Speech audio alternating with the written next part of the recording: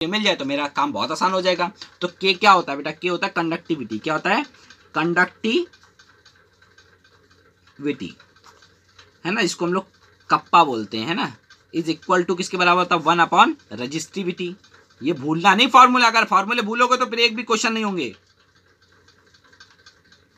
Resistivity, तो आप बताइए, तो आपको रजिस्टिविटी दी है ना, कितनी दी है, ये दी है ना, ओम सेंटीमीटर।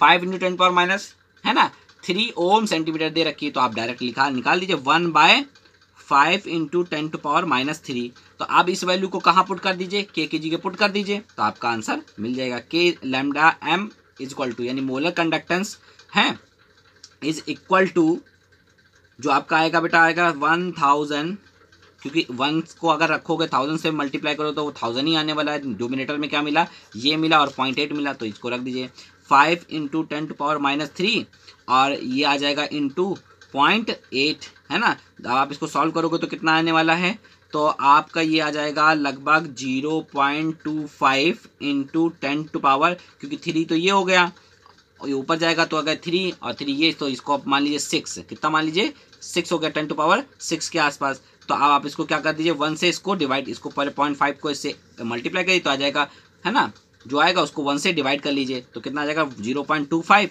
× 10⁻6। आप यूनिट क्या रखोगे, यूनिट वही रखोगे, ohm inverse centimetre square mole inverse. ठीक है, ये याद रखिएगा बेटा, ये भूलना नहीं, क्योंकि मैंने बताया था लैम्डा m की यूनिट भी आपको याद रखनी है। तो इस तरह से आपको क्वेश्चन समझ में आया, इस तरह से आप क्या करोगे, क्वेश्चन को सॉल्व करोगे। आगे मैं और भी क्वेश्चन आपके साथ शेयर करता हूँ, किस तरह से आप उसे सॉल्व करोगे।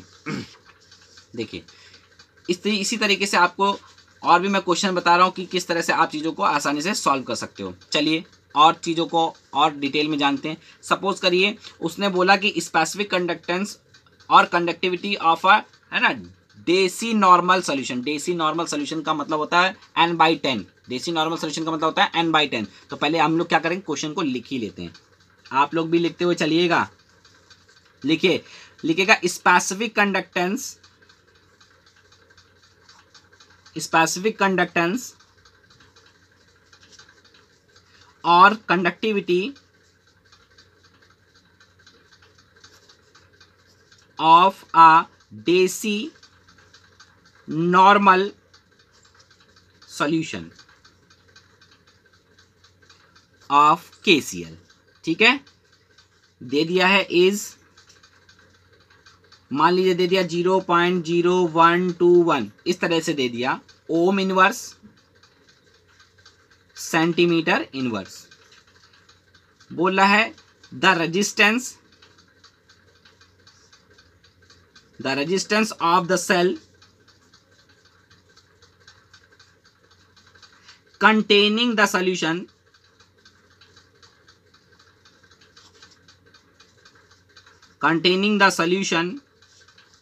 is, मान लीजिए दे दिया 55 ओम। कितना दे दिया, 55 ओम।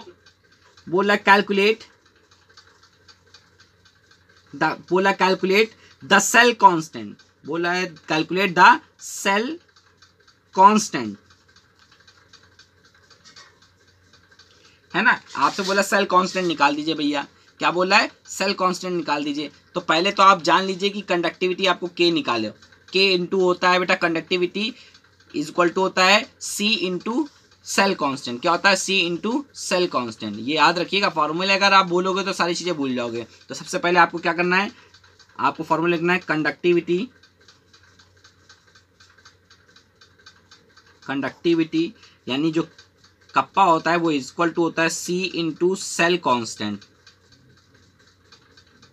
है ना, इसके बराबर होता है। पहले आप क्या निकालोगे, आपको सी चाहिए, बिना सी के तो आप कुछ आगे बढ़ ही नहीं सकते हो। तो सी इक्वल टू आपने क्या पढ़ा है, सी इक्वल टू पढ़ा है 1/r is equal to 1/55 ohm inverse. कितना पढ़ा है, तो आपने गाइस क्या किया, सी को यहाँ से आप कैलकुलेट कर लिया। अब कैलकुलेट करने के बाद आप क्या करोगे, आप इस फॉर्मूले में आप पुटअप कर दीजिए कंडक्टिविटी यानी के में। तो कितने निकलेगी बेटा, ये आ जाएगा बेटा आपका, है ना, ये हो गया, कितनी दी थी कंडक्टिविटी आपको, 0.0112 या सॉरी 121 दी थी। कितनी दी थी, 121 एंड आप क्या करोगे, सेल कांस्टेंट जितना भी दे रखा हो, cell constant into 1 into cell constant आपको निकालना है अपॉन 55, है ना। तो आपको सी तो पता चल गया 1/55 होता है, तो आपने वो सी की वैल्यू यहाँ पुट कर दी। आप यहाँ से क्या निकाल सकते हो, सेल कांस्टेंट आसानी से निकाल सकते हो, सेल कांस्टेंट आसानी से निकाल सकते हो। वो लगभग आपका आ जाएगा 0.65 के आसपास आने वाला है, ठीक है।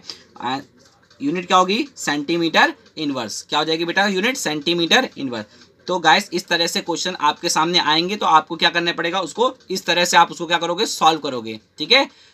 अगर आपको मेरी वीडियो अच्छी लगे तो लाइक एंड सब्सक्राइब करना ना भूलें, और साथ ही साथ thank you for watching my video, thank you so much.